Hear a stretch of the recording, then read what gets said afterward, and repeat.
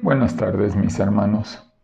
Damos gracias a Dios por la oportunidad de nuevamente acercarnos a ustedes y ustedes recibirnos en sus hogares a través de este medio que es YouTube, que es estos medios tecnológicos que ahora se están utilizando. Hoy queremos hablar de un tema que fue el inicio de la iglesia y que para mí me está muy ad hoc, muy pertinente por la situación que estamos viviendo y queremos compartir este pasaje. Está ahí en Hechos capítulo 1 del versículo 12 al 14. Este pasaje es cuando el Señor Jesús, ya resucitado, se presenta a sus discípulos y también al mismo tiempo se despide de ellos. Del versículo 12 al 14 habla las iniciativas que empiezan a tomar los discípulos con respecto a lo que Jesús les dejó encargado. Dice aquí en el versículo 12 al 14: Entonces volvieron a Jerusalén desde el monte que se llama del Olivar, el cual está cerca de Jerusalén, camino de un día de reposo. Y entrados subieron al aposento alto, donde moraban Pedro y Jacobo, Juan, Andrés, Felipe, Tomás, Bartolomé, Mateo, Jacobo, hijo de Alfeo, Simón el celote y Judas, hermano de Jacobo. Todos estos perseveraban unánimes en oración y ruego, con las mujeres y con María, la madre de Jesús, y con sus hermanos. Qué bendición es ver a este grupo unidos en oración, en ruego. Y es así como hoy le hemos llamado al tema: unidos en oración, con propósito. Y ahí está exactamente el tema que hoy queremos compartir a ustedes. Esa oportunidad de poder hablar unidos en oración, con propósito. El día de mañana tenemos una actividad, por llamarle actividad, aunque yo creo que es parte de la vida, de la necesidad de la iglesia, y eso, orar. Orar todo el día por esas situaciones que hemos vivido y hacia dónde nos dirigimos. Y por eso es que de alguna manera tomé este pasaje para poder animarnos y comprometernos. La iglesia, y hablo ahorita la PIB de Cuautla, aunque todas las iglesias a nivel nacional y mundial, queremos unirnos el día de mañana en oración, y en especial nuestro México, nuestro país. Dice aquí en el versículo 14: Todos estos perseveraban unánimes en oración y ruego con las mujeres y con María, la madre de Jesús, y con sus hermanos. Hoy, a través de este pasaje, en estos versículos nos permiten dar una ojeada rápida al comienzo del movimiento cristiano. Después de que el Maestro, después de que Jesús desapareció de entre ellos, los discípulos, los apóstoles, vuelven de los Olivos a Jerusalén. Pero ¿cómo vuelven? Perseverando unánimes en oración, en espera de una promesa, que es la promesa del Espíritu Santo. Esta no fue hecha por nadie más que por Jesús, y se encuentra aquí la lista de los 11 apóstoles, 11 porque acuérdense que ya uno ya no estaba, se había suicidado, se había acabado su existencia, y podemos darnos cuenta cómo en esa bendición los 11 más otros más, ¿verdad?, están dispuestos a estar unidos. A los apóstoles los acompañaban algunas mujeres que no se nombran, a excepción de la madre de Jesús. Pero también seguro, y casi estamos seguros, que habían acompañado aquellas mujeres al Señor en su ministerio. ¿Quiénes serían ellas? Bueno, las que están en Lucas capítulo 8 del versículo 2 al 3, y también aunque ahí en Lucas habla o no habla de algunas de ellas, pero también indiscutiblemente aquellas que en la pasión y resurrección habían estado, y que está ahí en Mateo 27, 56. Pero hay otro grupo, aparte de los discípulos, aparte de aquellas mujeres, estaba el otro grupo, los hermanos de Jesús. Qué bendición, ¿verdad? De ellos también se habla en los evangelios y se da a conocer algunos nombres de ellos: 4, Jacobo, José, Simón y Judas, en Mateo 13, versículos 55 al 56, y en Marcos 6 al 3. En aquel entonces se habían mostrado ajenos, apáticos a las enseñanzas de Jesús, pero se ve ya posteriormente que al menos algunos de ellos habían cambiado de actitud. Entre ellos podemos destacar a Jacobo, al cual Pablo acude después de convertido en su primera visita a Jerusalén, que está ahí en Gálatas 1, versículo 19. Y es sin duda el mismo que aparece en los Hechos como dirigente de la iglesia en Jerusalén. Hechos 12, versículo 17, Hechos 15, versículo 13, Hechos 21, versículo 18. La tradición es que este Jacob es el autor de la epístola de Santiago. Bueno, no es fácil saber, no es fácil poder decir que el aposento algo donde estaban, donde se habían ido, era el mismo donde se reunieron los apóstoles para celebrar la cena del Señor. No podemos aceptarlo, pero sí podemos entender, y aquí es donde queremos. ¿Cuál era el propósito? Unidos en oración.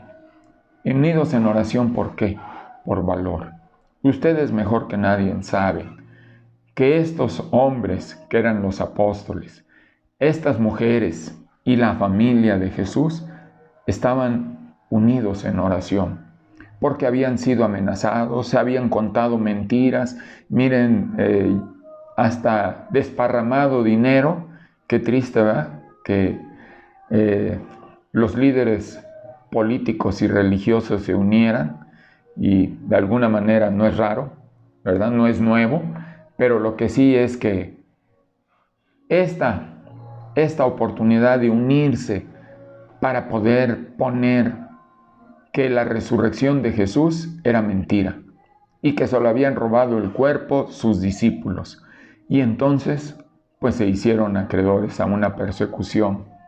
Se hizo motivo de que esto, pues la gente empezara a pensar que estos hombres iban a enseñar otras cosas que no eran sanas. Pero aquí están unidos en oración por ese valor, por esa situación de decir: el Señor resucitó. Y tal vez nadie nos crea, pero los pocos que estamos aquí, habla de este grupo de 120, nosotros sabemos que sí resucitó. Nos dio indicaciones, y en eso queremos estar unidos, orando por valor, pero también con esa confianza en Dios, de que el que nos envía no es una religión, es un grupo, es Dios. En esa confianza en Dios, de que Él nos ha demostrado, de que durante estos 3 años de ministerio del Señor Jesús, nos demostró con pruebas indiscutiblemente verdaderas, ciertísimas, como le escribe Lucas a Teófilo, que eso es verdad. ¿Por qué? Porque lo hemos visto, y ellos así lo dicen, ¿verdad? Después, cuando son amenazados los discípulos, Pedro, Jacobo y Juan dicen: mira, nosotros no podemos dejar de decir lo que hemos visto y oído. ¡Qué bendición! Esa es la confianza por la cual estaban orando, pidiéndole a Dios que no se avergonzaran de lo que habían visto y oído, pero también por un cumplimiento de una promesa, una promesa que nosotros o algunos dicen que el libro de los Hechos debería de llamarse el Evangelio del Espíritu Santo. Si una doctrina necesita ser redescubierta, es la del Espíritu Santo. Hoy tristemente, y lo digo con mucha tristeza, hoy tristemente las iglesias nos hemos dado a vivir más de metodologías, a vivir más de planteamientos y agendas muy dadas por el hombre, pero sin la dirección del Espíritu Santo. Hoy, en nuestra América Latina, necesitamos redescubrir esa doctrina del Espíritu Santo.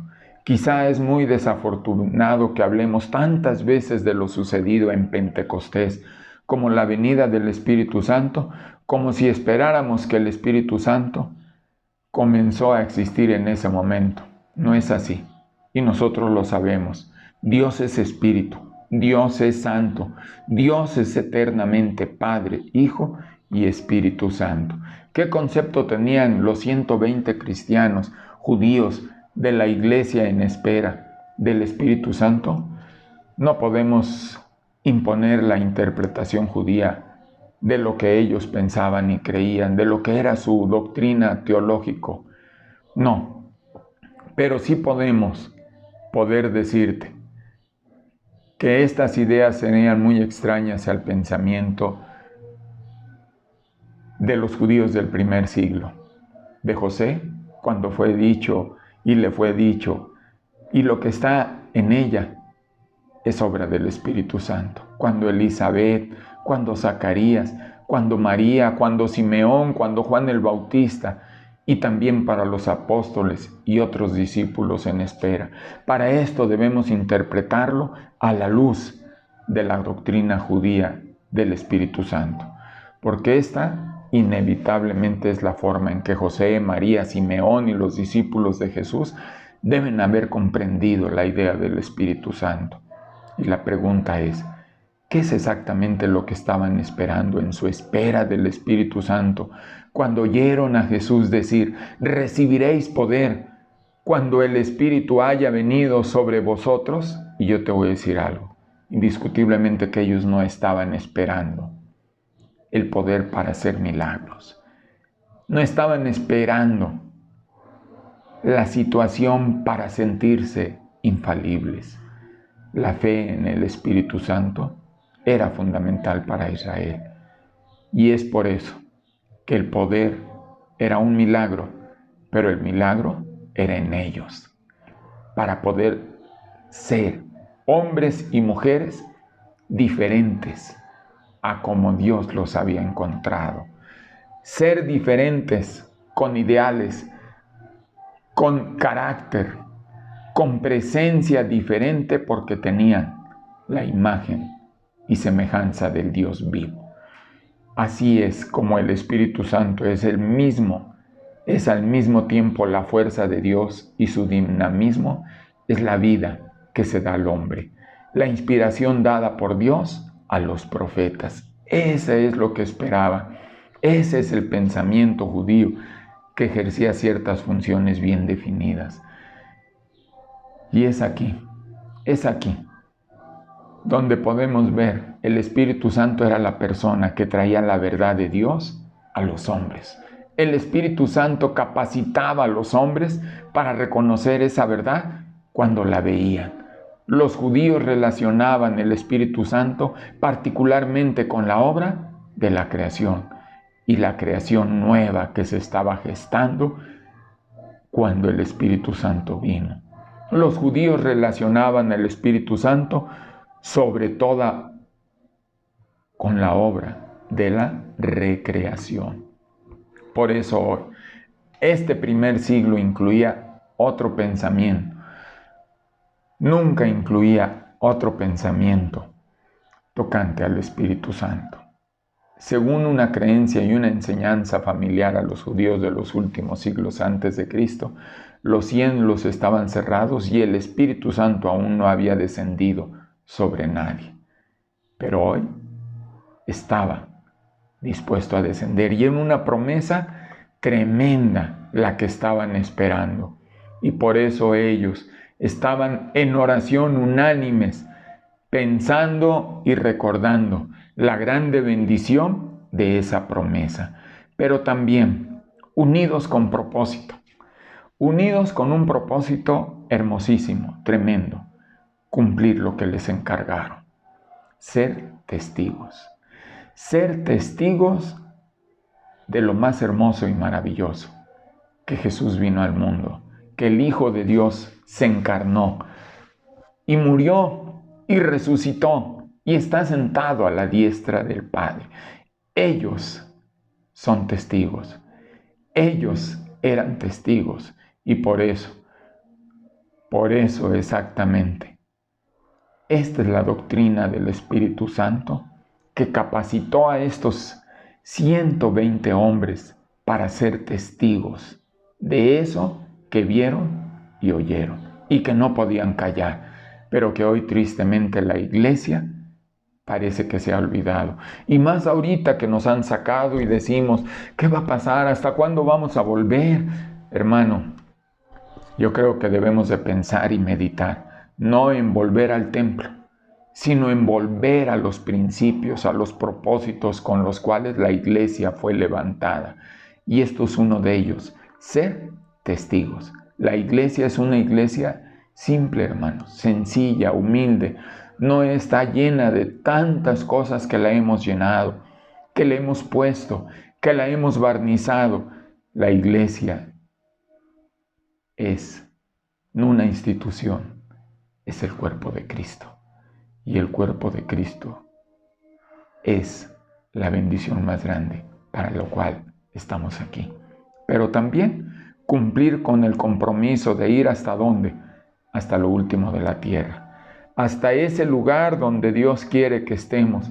Y hoy podemos empezar a pensar, ¿dónde estamos nosotros? Si ni siquiera hemos compartido, y en estos tiempos que tenemos de confinamiento, que estamos recluidos en nuestro hogar, muchas veces ni siquiera hemos compartido con nuestra familia. Y Dios nos ha dejado ya 2 meses, más de 2 meses ya estar con nuestra familia, estar en casa. Tal vez hemos salido, pero con los nuestros hemos estado ahora sí diario. Y la pregunta es, ¿has empezado en tu Jerusalén? Muchas veces queremos ir hasta lo último de la tierra y no hemos tenido el valor de compartir. Y muchas veces, ¿por qué? Porque tal vez no somos testigos confiables. Hoy te invito, te animo. Cumplir, hay que orar, hay que estar unidos como iglesia para decir, Señor, quiero ser un testigo empezando en mi Jerusalén, en mi casa, con los míos, que vean la obra del Espíritu Santo, que vean la obra sobrenatural de que Dios ha hecho una nueva recreación, porque Él creó y se movía el Espíritu Santo sobre la faz de la tierra y hoy se mueve para poner en orden, porque se acuerdan que estaba todo desordenado y vacío. ¿Cómo nos encontró desordenados y vacíos? Pero hoy se mueve en esa recreación para podernos ser y hacer personas nuevas. Por eso hoy, ser testigo empieza en ti, en tu casa, y de ahí hasta lo último de la tierra. ¿Y qué es el otro propósito? Compartir las buenas nuevas de salvación a toda persona, lengua y nación. Yendo por el camino, por donde vayas, diciéndole a la gente, Cristo es el Salvador. Las buenas nuevas de salvación ahora son, no una religión. Y como le dijo Jesús a esa mujer samaritana, mira mujer, llegará un tiempo ni que allá en Samaria ni que en Jerusalén, sino que en donde quiera que estemos, Dios busca adoradores que le adoren en espíritu y en verdad. Ese es el nuevo evangelio. Esas son las buenas nuevas de salvación. Por eso hoy te invito, te animo. Dios está esperando tu respuesta. Dios está esperando que la iglesia se levante. Quiero concluir con esto. Se nos dice que los discípulos eran como 120. Probablemente ninguno de ellos había salido nunca de Palestina, donde había unos 4 millones de judíos. Es decir, que eran menos del 1 por cada 30,000. Algo así como 100 creyentes en una ciudad como Madrid o Barcelona. Y sin embargo, esas 120 personas habrían de ir a evangelizar al mundo entero. Oílo bien. Esas 120 personas estaban unidos orando con ese propósito. ¿Por qué? Porque les habían encargado. Ellos no pensaron, ellos no midieron fuerzas para decir, ¿podemos? ¿Cuál es la estrategia? ¿Qué vamos a hacer? ¿Cómo le vamos a hacer? ¿Cómo vamos a empezar? No. Por eso estaban unidos en oración, confiando en que la promesa no se la dio una iglesia, se las dio Dios a su iglesia.